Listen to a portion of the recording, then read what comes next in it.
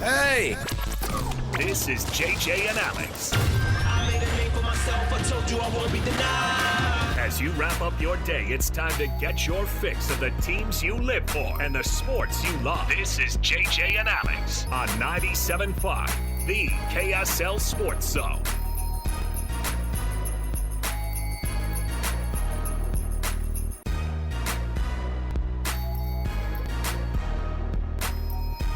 Welcome on in, everybody. Happy Wednesday to you. Thanks for being with us on the program. It is a Wednesday outside edition of JJ and Alex on the program here with you. We've got lots going on here. Jeremiah Jensen, Alex Kirry. We are set up here at the ballpark at America First Square at daybreak, and it's one of these days that, like, we expect this kind of, we expect cold. It's freaking December. Who are the Bees man. playing tonight? See, now that's the problem, is that you can't bring me to the ballpark without the promise of Where are the some Bees? baseball, except for we've got the full on the holiday lights and the setup, by the way, just to the walk to get here, the amount of activities here at the ballpark and here at the ballpark at America First Square and everything around it, the Megaplex, everything that the Miller Group has put together right here, the bowling, the games, all the food outlets, everything is like, so everybody from our station and everybody from the radio stations across all of our Salt Lake City stations here in the Bonneville family are present and accounted for. So I'm looking across to Arrow. I also see the news radio booth that's across the way, KSL News Radio, and then FM 100.3 is also across the way. And we are set up where we should be, JJ, at the ballpark next to the putt-putt course over here, the mini golf, which we'll be hitting up at some point here. Yes. They even have, they have thought of everything here. They have even the holes are named for the reindeer. So all the reindeer, it's 9 holes. So you got the 8 tiny reindeer plus Rudolph, and then you've got so every hole is named, and even the flag on the hole has all the reindeer's names on it. So come down this holiday season and just enjoy this amazing time here. By the way, as soon as all the lights go, or as soon as the sun goes down fully, all the lights are going to pop on here, and they've got trees across the entire field. They've got lights set up everywhere. It's a beautiful sight to behold here. So we're going to be here all afternoon, and we're going to get here also because This is our company Christmas party here tonight too, man. It's a setting for us to be able to transition straight into awkward work talk straight after we do the show today. Hey, we work at the same place. Hey, you. What's your name? Wow. Well, I mean, that's part of the deal of us. But then at the same time, there's people that we've known for decades, and so that's always fun. Their families are going to be here. We're going to have a great time this evening here at the ballpark at America First Square. JJ, what's up, man? Did you recover after yesterday's activities? I mean, my heavens, after the day that was, now that we're able to digest it a day later, is everything, you feeling okay? Everything good? Yeah, that was a wild 24 hours. It's cool, the Kalani stuff, and it all worked out perfectly for both Kalani and BYU. Its fans, BYU Nation, has got to be thrilled right now, except for one thing. What? The college football playoff. Oh, the rankings are rigged. They are. There's a conspiracy. They're trying to keep BYU out. They're ignoring BYU completely, even on the show, which just blows my mind. They're being that. They just keep. It's really wild to me that they go, they're that bold about it. We're going to ignore BYU to the point that we're just going to talk. BYU doesn't matter. We're going to talk about 8, 9, 10, 12, 13, 14. And then they'll even put on the screen, they're like, by the way, BYU's 11. They put it in like parentheses, they're all BYU's 11. But for the sake of argument, we won't talk about those guys. Like they're making us look bad. It's the one team you need to put in there because you see what their record and their resume looks like against the others. It actually stands out. Yeah, and you know what's interesting too, and Notre Dame only has one top 25 win. Oh my goodness, I found myself. Gosh, don't do this. I went down a rabbit hole last night of a comment section. I've done that for a few years. You went to the comments. I went to the comments, and it was funny because here was why the comment section was extremely funny. Because it was between BYU and Notre Dame fans. Because it was a post that a Notre Dame blog had put up. It was a big enough blog that, whatever. People were paying attention to it. And I'm looking at this thing, and I'm going, okay, I got to read this because I want to see what Notre Dame fans' take is on this thing. And obviously they're going to put their elbows out for it. Because they ended up, but they felt slighted, and here's why the fix was in yesterday. You know what? Let's get the show officially started because we're already going to bicker about this anyway. We're all in on this already. Let's get it going. Let's jump in. We are at the ballpark in America First Square. Of course, tonight we're going to be chatting about all the fun things. It's a Win Ticket Wednesday, all the stuff that goes with that. But kicking off the program, as we always do, it's the cut right here, top of the program. Let's do it. It's time for the biggest story of the day. This is What Made the Cut with JJ and Alex on 97.5, the KSL Sports Zone. Trajan Wealth brings you this portion of the program at TRAJANwealth.com. It's Trajan Wealth for all your trusted local needs in retirement from financial fiduciaries. So hit them up today, TrajanWealth.com. Okay, JJ. One of the interesting moves in the college football playoff that happened yesterday, the one that like sneakily kind of it got almost everything yesterday was weird because we knew that Texas A&M was going to take a dive. You knew Texas A&M would probably or Texas Tech would go up because of Texas A&M's loss to Texas. Now, what was weird was what was super weird was that they had the They put Notre Dame behind Alabama, and everyone's kind of looking at each other going, and the committee was like, the committee was funny because they were asked about it. So we were actually kind of perplexed. We were in the middle of the Kalani stuff, and we went, oh, hold on a minute. I guess Notre Dame went down to 10 and Alabama went to 9, but whatever, it's the same. And then you start to dive into it and you go, well, so why'd they do that? Well, the answer is it makes it a lot easier when Alabama loses that SEC championship game to instead of let them fall from 10 to 12, because what would be crazy is they that miss the playoff if they lose. If they would miss the playoff if they lose, especially if they lose and BYU's at 11, and they're looking at it and they go, well, BYU's a one-loss team. These are two one-loss teams. They're kind of looking at them and going, what are we going to do with these guys? This gives them that buffer to be able to say, okay, if we lose, if Alabama loses, what do? Well, let's just have them swap spots with Notre Dame. That'd be a lot easier, Mike, wouldn't it? Yeah, it would. That makes it look a lot better. So that's what they're going to do. And it was a weird flip because people were like, hey, so how did Alabama jump Notre Dame with a close win over a 5-7 LSU team? Ugly and the committee, did you hear over Auburn? A 5-7 Auburn team. Yeah. They beat them, and they go, what? And they said, what was the thought on that? And the commissioner had the freaking guts. Poor Hunter Yurchek, because he did not expect to be in this spot of having to lie through his teeth in front of America on television every week. But here we are. And he goes, yeah, just gutsy play call on 4th down to win that game. And everyone's like, what? Oh, my God. Everyone's like, what are you talking about? Yeah, we thought that was a great play call on 4th and 8 for them to be able to convert that. So we thought that was play great. Vaulted you one spot? Why it was such a weird thing. That's not making any sense. That we're all looking at each other and we go, hold on, we read through your bullets of what your quote-unquote principles are for how you do this. That didn't come up. And it just doesn't track. It didn't track. And I'm not going to be incensed for BYU fans who are out there because you knew when they were 11 3 weeks ago where they were going to end up even if they won the rest of their games. They would stay at 11 unless there were a bunch of people losing week after week, and those teams didn't lose week after week. And then you realize that losing in your conference championship game, actually that loss will affect you more than the losses in the other conference championships games are going to. Now, what's funny has been the narrative of Miami over the past couple of days, who have turned into this bickering group too, who've been like, can you believe us? Hey, BYU fans, can you believe you guys and us, we're being left out of this thing? And BYU fans are like, no, we're not the same, dude. Like, no, they're not. BYU fans are looking at Miami fans and they're going, no. Don't try to Miami lost to Louisville and SMU. Right. They're not the same.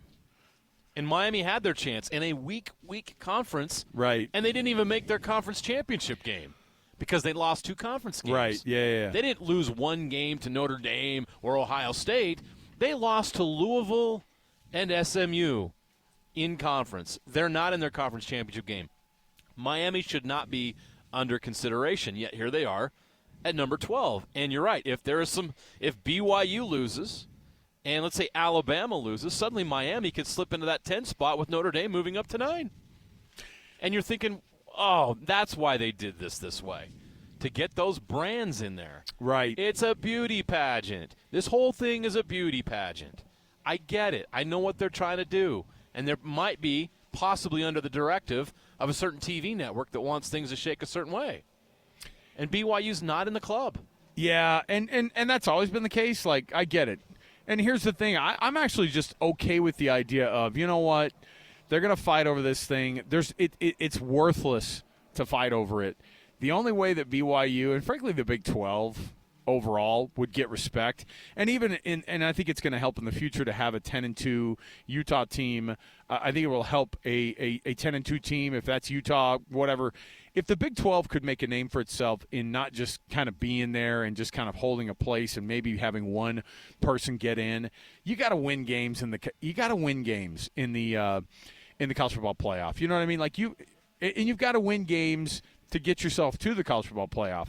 So in BYU's case, like, this is why Kalani doesn't really waste the time doing the whole, hey, look at our resume thing. And everybody wants him to prop up the program more and say more. They want them to be, and all these coaches are putting their elbows out, and they should.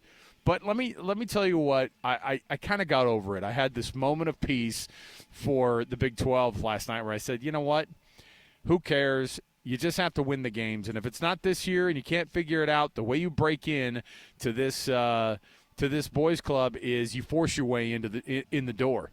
The only way to force your way in the door is to get the wins that they can't deny you after that of being a part of that. And that's two things. One, winning the Big 12 championship game if you're BYU. Simple as that. This is all the conversation is that they're having with the this is the conversation they're having with their team. They have no effect. Not a thing can be said by this program, by other programs who are fringe. It's already been decided. The lists are already figured out. And so the only way you can break into this deal is by beating Texas Tech this weekend. And frankly, and if it's not BYU getting in this week, if it's Texas Tech getting in, then Texas Tech has to win 2 games and tell people, you know what, the Big 12 doesn't just get pushed around. You beat a Big 10 team and maybe an SEC team on the way to your national championship game, and guess what you've got yourself? A level of respect for that individual program, but also the conference, who can then put their elbows out a little bit more. This is unfortunately less about whether or not this is going to make a difference this year, the arguments. It's going to make a difference in years to come. And by then, maybe it's a 24-team playoff, and we're having a discussion about just making sure you're the top 3 in your conference to be able to get there, or 4, hopefully. But the reality is that I think the only way you're getting in this year, and if you're a competitor, arguing about you've had great losses seems like a weird thing to do anyway. And so it defies what you do as a competitor. So I'm all for them just saying, you know what, if we don't win this week, we don't get in, and fine. If that's what they want us to do, winning those games is important. And losing and then getting into the college football playoff seems like a weird way to do it. So if you're BYU, just take the attitude of you only can win to be able to get into this thing. And going 11-1 with a true freshman quarterback, and it's an awesome story, it's not enough for them to be able to let you in 2024. And what's crazy is, JJ, it actually would have been enough. Last year I think it would have been enough. It's just different this year. The way that the college football playoff is set up this year, because think about it, it was all just 10-2 teams getting into the Big 12 championship last year. Yeah. If they were an 11-1 team last year, they would have actually been ranked about 6th or 7th right now. If they lose in the conference championship game, I think they go to that 9 or 10 spot. This is in last year's group, because last year's group I think was a little bit weaker between 7 and 13. And so that's where they're at this year. It's a tough putt, but if you win the game, then no one can argue with you. Yeah. And you're in. You're automatically in. But I'm still frustrated with the system. I was excited for the college football playoff, the 12-team playoff, and to see the way it's handled by the committee, not following their own rules, making stuff up on the fly, just trying to fit this narrative and try to get the teams in that they really, or the TV partner really wants in, it just makes you angry. And if you're a BYU fan, I totally get why you're upset about this, because you're used to this. This has been happening for decades, right? This goes all the way back to 1984 and in the outrage and the frustration of BYU winning a national title in 1984. And the powers that be have set out ever since to make sure that they stay out of that, and that can never happen again. And the public has demanded a more open, a more available, a more accessible tournament, if you want to call it that, or a playoff, to name a national champion in college football. This is what the fans have wanted. The overwhelming majority of fans have wanted for a long, long time. And it feels like we finally got it, but then the system's still set up to make sure The teams that have all the power and the money and the prestige hold on to the power and money and prestige. Right. And I get that, and it's frustrating because I think if you stack up resumes, now I'd be the first to tell you if BYU's resume was weak at this point, I would tell you that. I would say, look, BYU fans, you got to be real about this. I did it about Utah. I says, Utah, the last couple of weeks, has not looked like a college football playoff team. And they're not. And they're at 15. I think that's a great place for Utah to be. And they've had a great season. And finishing in the top 15 this year for Utah would be a major step after going 5-7 last year. But this BYU team truly deserves to be higher. Their resume's better than Ole Miss, another 11-1 team. You can stack them up with Oregon right now. Well, when they have 2 top 25 wins, and they have 6 wins over teams with a winning record. That's what I was going to tell you about the Notre Dame bickering back and forth with the BYU fans last night in the comment section of whatever I was reading. Is there like it got to a super funny thing where it's like, and fan bases are. Fans are without any logic when it comes to this kind of. So what they're doing is they're pretending like, here's the logic right here. And the college football playoff doesn't give you any logic or reason, and so why would fans we have nothing to go off of as we watch this thing, because we're just watching these teams kind of just get judged on things that are actually not part of whatever the thing is that they're.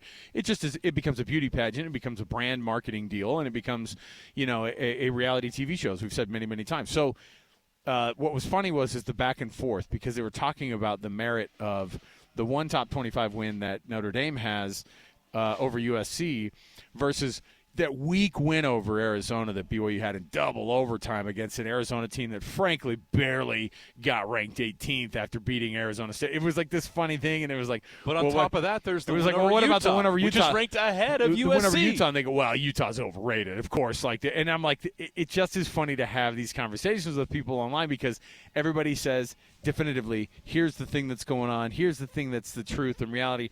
And until these teams sit down and play, what's unfortunate is that the bickering back and forth, there's no time for these teams to play one another to figure it out. There's no play-in, there's no figuring it out. Right. And in the future, that's essentially what a 2014 playoff is going to get you.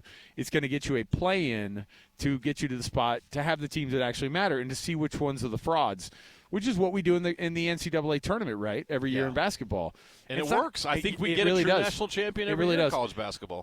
And all the drama and fun that comes with it. Listen, I don't want to go full the G6 stinks, but if this is a year that a JMU and a Tulane or a JMU and a North Texas get in, and you're leaving out an 11-1 BYU team, or 11-2 maybe at that point, a Miami team that definitely would be better, I think, than a JMU, a Utah team that would run it up on Tulane or JMU, I think. You know what I mean? Like, if Duke wins the ACC championship game, that's the chaos we're talking about. Could miss the college football playoff. Yeah. James Madison and the winner of Tulane and North Texas would go. Then what's interesting is then they go, oh, there is a flaw in the system. And the nightmare scenario that we had built out thinking that'll never happen has happened in – what year is this of the 12-team playoff, by the way? Year 2. Year 2. Okay, so the nightmare scenario, they're like, good thing we'll never have to deal with that, could be happening in year 2, when we're going to be just absolutely looking at one another going, what are we doing? What are we doing here with JMU and North Texas playing in the college football playoff, while teams who definitely would have been not just bigger brands, because that's a big deal. So those teams, by virtue of just winning, are going to leapfrog, and not just that, other teams losing, right? your other teams, your SMUs who get upset on the way to the ACC championship game, here's what's crazy is Virginia isn't being talked about at all, because everyone looks at that and goes, yeah, it's a 10-win. That's a 10-win ACC team, but they've played nobody. They feel like you feel like they played nobody, and so it's all the same arguments that we've had across the board on this. And so I haven't been super impressed on how the committee Virginia team that's lost to NC State and Wake Forest could be in the college football playoff. So Wake Forest is kind of a funny. Wake Forest is like the Kansas of the ACC this year. Yeah. Because I think they beat somebody else this year, 13-12 maybe, that you're like, why did they lose to that team? You're like, I don't know, man. They just showed up that game. The Demon Deacons showed up in a couple of games that actually ruined a couple other teams' lives. And that's just the way that the system is set up. You want to incentivize teams. Yeah, they beat SMU and it was Virginia. SMU 13-12, right? Correct, yes. So they ruined it for all these other folks. And so Look, the reality is this. The good news over the past 24 hours for BYU fans is the health of your football program will outlast the current version of what this crappy college football playoff looks like. So that's what you need to take away from it is the thing that you have set up and made it to where, and I was on with 2 different radio stations in Lubbock today talking about this thing because, and you know what's interesting is that they're pissed for BYU. They're mad because when you discount BYU and, oh, look at this 11-1 BYU team, then what ends up happening? Texas Tech gets it, and they go, yeah, that was nice. You beat that BYU team, but they were like a weak 11-1 team. It looks bad for them. And there's a reason why Joey McGuire stands up for Kalani Sitake, not just from the personal standpoint that they like each other, but also because nowadays these coaches have to do a weird thing that they weren't asked to do even 5 or 10 years ago, which is stump for other teams in their conference, which is a weird position. You and I, this is something we never saw growing up. No. Coaches going, really love what they say that respect stuff during the week that they play them, and then they never talk about them again. Now you have coaches going, I really love what they're doing. I think they deserve a seat at the table, and it's all because you're trying to stump for the conference because you know that conference strength factors it matters. To the playoff selection. It matters. It's such a darn weird thing for us to be looking at this and trying to understand it from day one about how we're figuring out this thing that everyone says here's where the parameters are. They put the parameters online and what their quote unquote principles are, and then everybody goes, cool. So what's that look like then? Now with the principles, they go, oh yeah, we don't look at that. That's just fluff we put on the website so people can understand a little bit better about why we're actually not going to keep you out. It's just more fodder for you to be able to go, I thought you had these principles. They go, yeah, not this year. Not this year because it's chaotic. So we'll take a quick break. We'll come back. We've got more to go right here. We're at the ballpark all day today. The ballpark at America First Square. Look online for yourself all the things that you can do this holiday season and come enjoy the holiday lights because it's a brand new tradition you can fire up with the family right here in downtown Daybreak. More to go. 97.5 the KSL Sports Zone. Let's go! Complete game coverage of the Cougars is right here on the KSL Sports Zone. It's a Big 12 title game showdown for Kalani Sitake and the Cougars as they square off against Texas Tech for a spot in the college football playoff. Exclusive Big 12 title game coverage on the Zone is presented by JCW's, the Burger Boys. Quality and a lot of it. You're locked on to JJ and Alex on 97.5, the KSL Sports Zone. Welcome on out, everybody. Thanks for being with us on the program. JJ and Alex, 97.5 the KSL Sports Zone. Outside, mid-30s temperature. The wind kind of whipping up here as we're at the ballpark at America First Square where the holiday lights are going to be in full swing. The lights are already on. We're going to see this sun go down in the next hour or so. Can't wait. It's going to be awesome. So, well, look how I'm telling you. Well, right now we're already in the shade. It's not like it's going to suddenly. Yeah, but. What? You got your – listen to how good our gig is now. I got a heater for me. You got your own heater. I do. We're wearing KSL Sports winter gear. I'm being a little whiny right now. I'll stop. Listen, you are. You know what? I came to work with a bad attitude today. The College Football Playoff Committee pissed me off. I'm taking it out on everybody else. Hey, by the way, you can get the best blankets ever and the best gifts ever, saving 50% this season with the promo code ZONE50 at Minky Couture. MinkyCouture.com is where you can use that promo code, or just go in and mention it at any of the 6 locations, brick and mortar across the valley. Best blankets and best gifts ever, 50% off with the promo code ZONE50. Joining us on the program right now, Jarret Johnson. He covers Texas Tech football for Inside Red Raiders. Brought to you by JCW's, all of our conversations that are Big 12 championship game related. JCW's, the Burger Boys, quality and a lot of it. Jarret Johnson's on the program with us. Jarret, thanks for being with us. And we say quality and a lot of it with JCW's. There's a lot of love. There's a lot of love right now between Joey McGuire and Kalani Sitake. At some point, we have to stop with all this love fest. Aren't these guys supposed to not like each other at least for a few hours?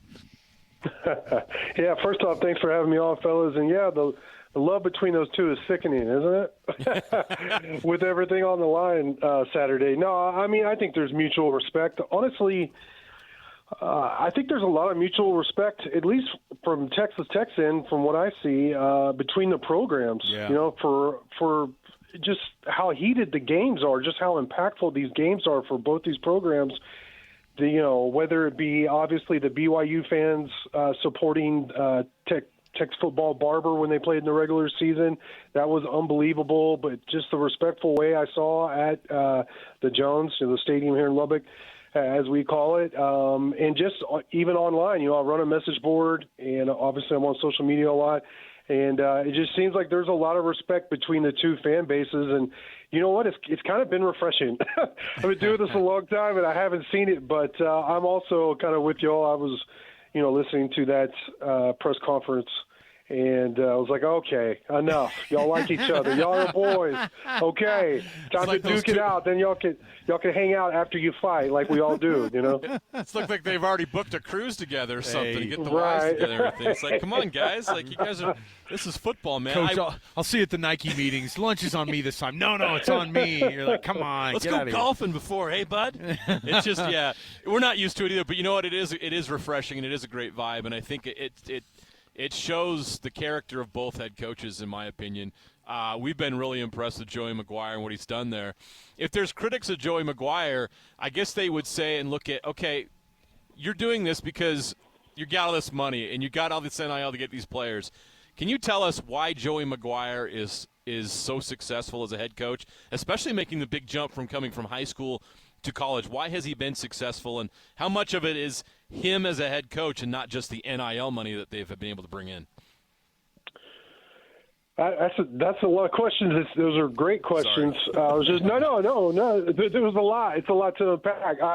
I covered him back in high school as well, and one thing I would say, he's one of the most genuine dudes. Like, he's the same guy you see in the press conferences that y'all see on social media, on all these shows. He's the same guy he was back when he was a head coach in high school at Cedar Hill out here in Texas. That doesn't hurt anything in terms of relationships, recruiting, all those things. All those things have come back to him.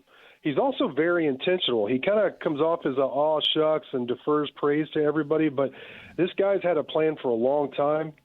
He's very intentional in everything he does. And then also, I mean, at this point, I think I could say, since, Tech's in the Big 12 championship for the first time ever, yes, the money is important.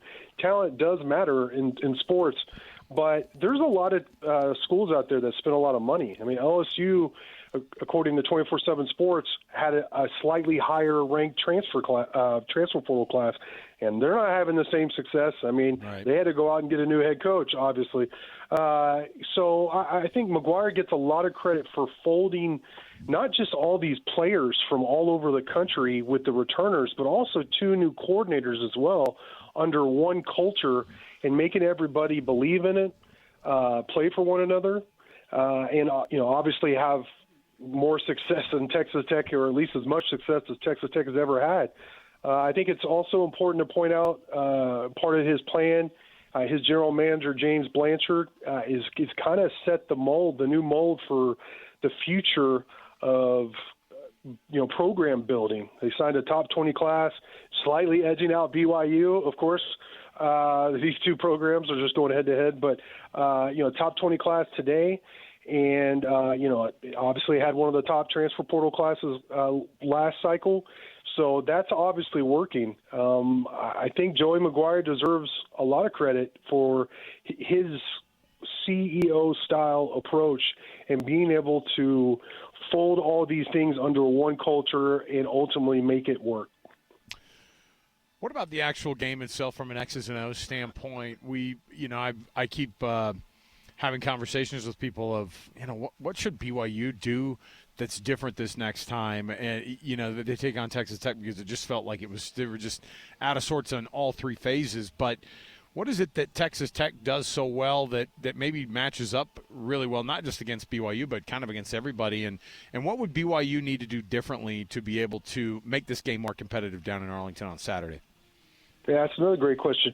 What's funny is a lot was just thinking about this. I thought this going into the game, and I even said early in the year when it was obvious, that Tech's defense was going to be this good and the offensive line had been improved, that the only team I saw in the Big 12 legitimately matching up, now got to give Arizona State a credit, but the only other team I really saw matching up in the trenches was BYU, which is one of the reasons that made that game so fascinating a month ago. I just feel like BYU's strengths and Texas Tech's strengths kind of align. They're both smash mouth, very physical teams. And I think, at least in the first game, Tech was more physical. They actually won that battle in the trenches. I mean, I don't think anybody can deny that. I also think that Tech is maybe a little more versatile in terms of some of the weapons it has, skill position players. But, I mean, again, that was the first game. It was in Lubbock.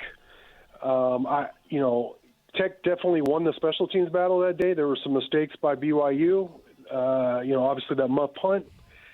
So I think it's going to be really interesting to see, does BYU, like the offensive coordinator Roderick said after the game, they were max protect with 7 and had a hard time blocking 4.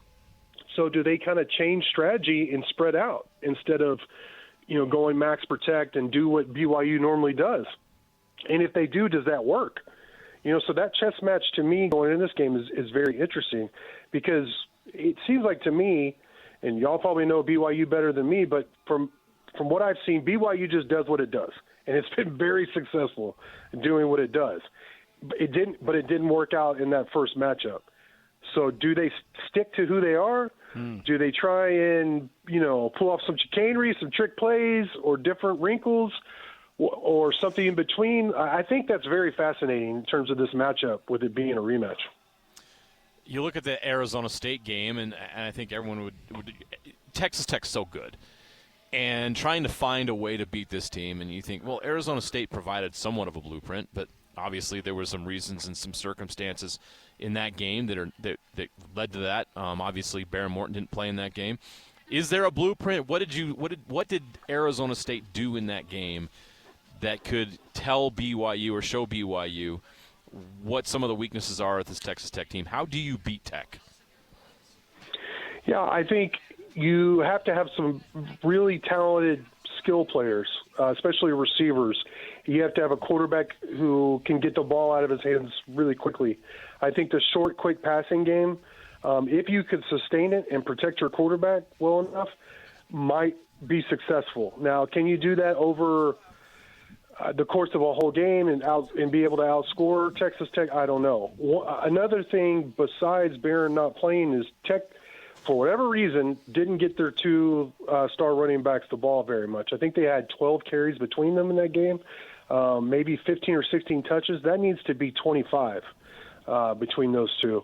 And, I think that was a key in the BYU game as well. So I don't know if it was the young quarterback, Will Hammond, kind of checking out of some runs or just making other decisions, but that was an anomaly, and I think that cost Texas Tech that game as much as anything. I also thought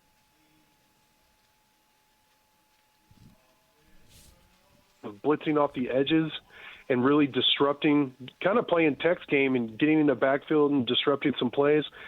It'll be interesting to see if that is if that will work against a fifth-year senior quarterback in Baron Morton, who's kind of seen every kind of defense and every kind of wrinkle that a defense can throw at him.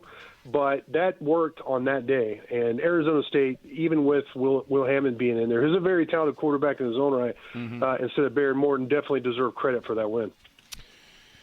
Well, it's going to be fascinating on Saturday to see how this thing gets handled. And, of course, from the national perspective, everybody's got eyes on this game to see who the likely singular representative of the Big 12 would be representing the conference in the college football playoff. I do think there's an outside shot that if BYU did upset in a close game a Texas Tech team, that Tech would stay in, but I don't know, just because the committee is such a schizophrenic, weird situation right now. So it's so hard to understand, and I think unfortunately for BYU, the writing's on the wall with their rankings over the past few weeks, what they're going to get if they take a loss in that game. So Jarret Johnson, he covers Texas Tech for Inside the Red Raiders, all brought to you by JCW's. And Jarret, thanks, man. We appreciate it. Thanks again for hanging with us and putting up with our long questions, man.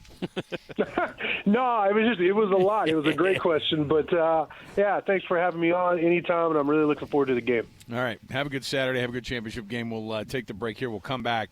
We got more around the corner. When we return, let's get to a Would You Rather portion of the program. We haven't been able to do it yet this week. We're going to do it right now when we come back. Stay with us, 97.5 the KSL Sports Zone. Listen, everybody. Real-life hypotheticals to get your brain churning. As JJ and Alex ask, would you rather?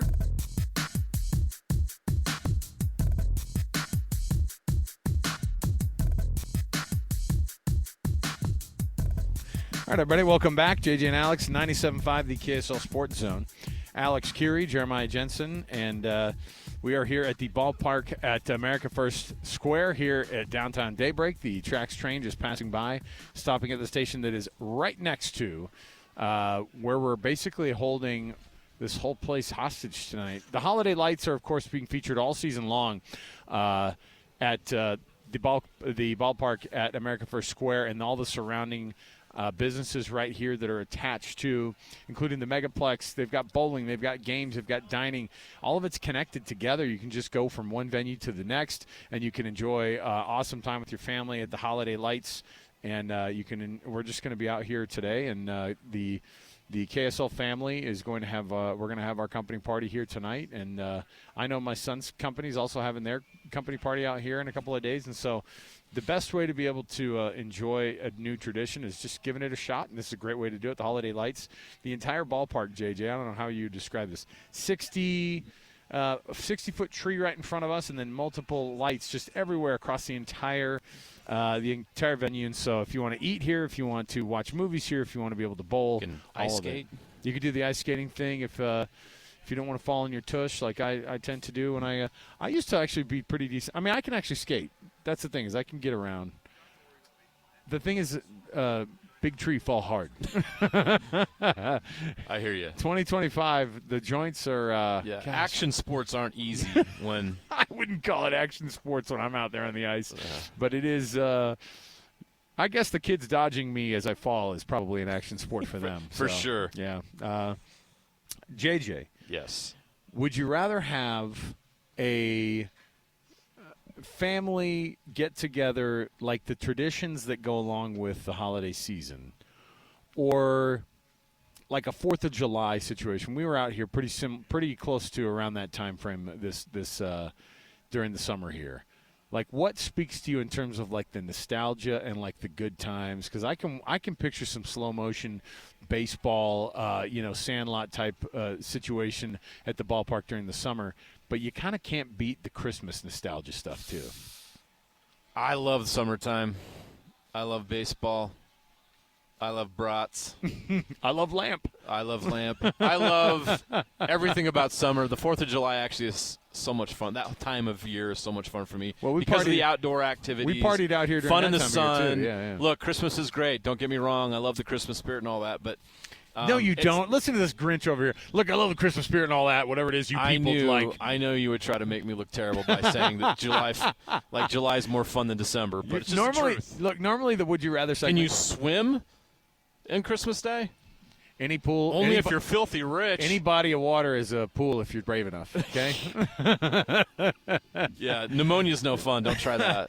Well, or hypothermia. We're having a good time out here, and you can come out, bring the family, bundle them up, and come see the holiday lights out here. We'll take a quick break. We'll come back. We've got more to go in our second hour of the program. When we return, don't miss any of it because we're going to be chatting some hockey next hour. A little bit awkward time to chat hockey, by the way, with this team. And so we're looking forward to the idea of what the future looks like for this team and calling up some brand new names across the board with this hockey team. We're looking forward to being able to figure out what they can do to turn things around with this Utah Mammoth squad. So more to go around the corner. Stay right here with us. It is 97.5 the KSL Sports Zone.